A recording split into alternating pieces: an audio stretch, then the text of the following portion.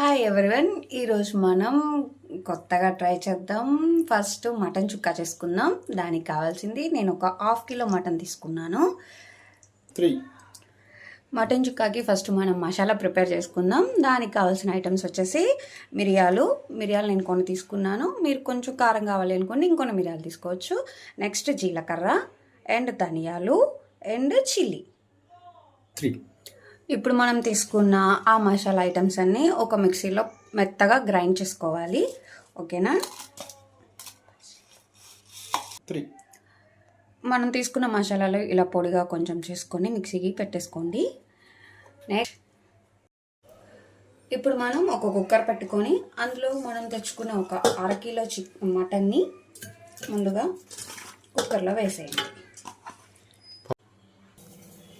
ఈ తీసుకున్న ఒక 1/2 కిలో మటన్కి ఇందాక మనం ఏదైతే పేస్ట్ చేసుకున్నామో మసాలా పొడిని, ఆ మసాలా పొడిని కూడా ఇందులో యాడ్ చేసేయండి.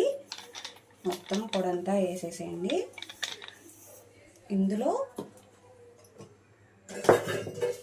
కొంచెం పసుపు తీసుకోండి. కొంచెం పసుపు,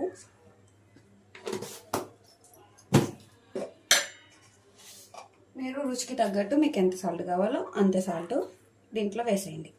ఇప్పుడు విజిల్కి సరిపడా వాటర్ పోసుకోండి. ఒక బౌల్ వాటర్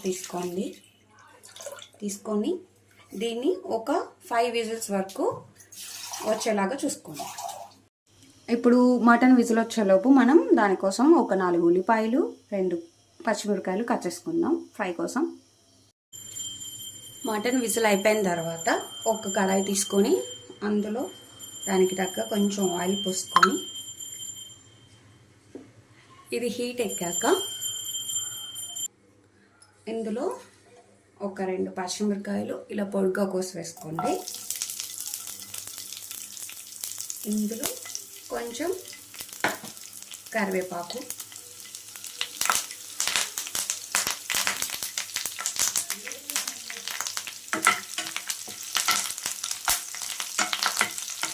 కొంచెం వేగిన తర్వాత ఇందులో మనం కోసుకున్న ఆనియన్స్,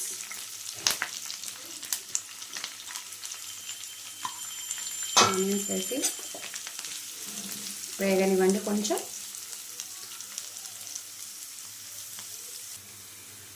ఇలా ఉల్లిపాయలు కొంచెం వేగిన తర్వాత ఇందులో ఒక స్పూను అల్లం వెల్లుల్లి పేస్ట్ వేసుకుందాం. ఈ అల్లం వెల్లుల్లి పేస్ట్ని బాగా కలుపుకోండి.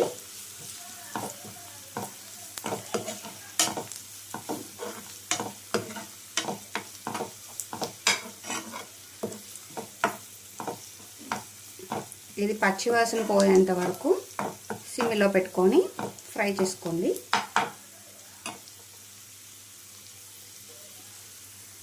పచ్చివాసన పోయిన తర్వాత ఇందులో మనం ఏదైతే ఉడికించుకున్న మటన్ ఉందో దాన్ని ఇందులో వేసేయండి.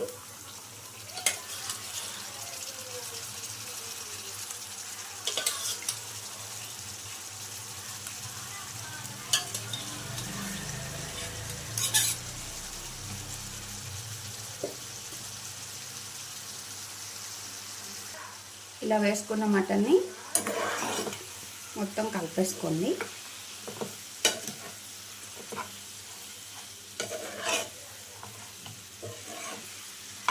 కొంచెం హై ఫ్లేమ్లో పెట్టుకొని ఈ మటన్ అంతా మొత్తం కలుపుకోండి.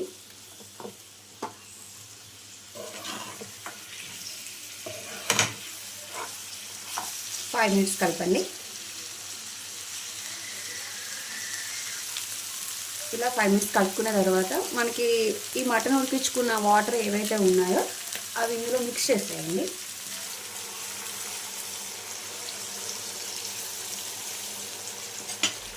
మిక్స్ చేసి బాగా కలుపుకోండి. కలుపుకొని ఇందులో మీరు ఉప్పు అవి టేస్ట్ చేసుకొని మీకు ఎంతైతే కావాలో అంత వేసుకోండి. ఇలా వాటర్ పోసి కలుపుకొని ఈ వాటర్ అంతా దగ్గరికి వచ్చే వరకు కూడా దీన్ని ఉడికించుకోండి. ఈ వాటర్ అంతా దగ్గరికి అయిపోవాలి.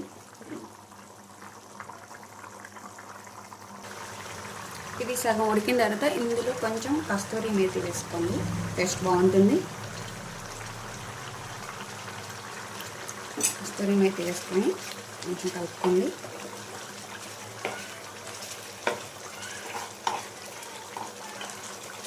ఇది కాస్త కొంచెం దగ్గరికి అయ్యే వరకు ఉడికించుకోండి.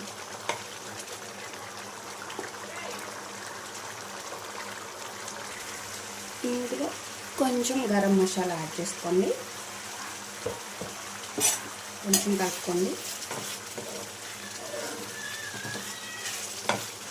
ఇంకొంచెం దగ్గరకు వస్తే కర్రీ అయిపోయినట్టే.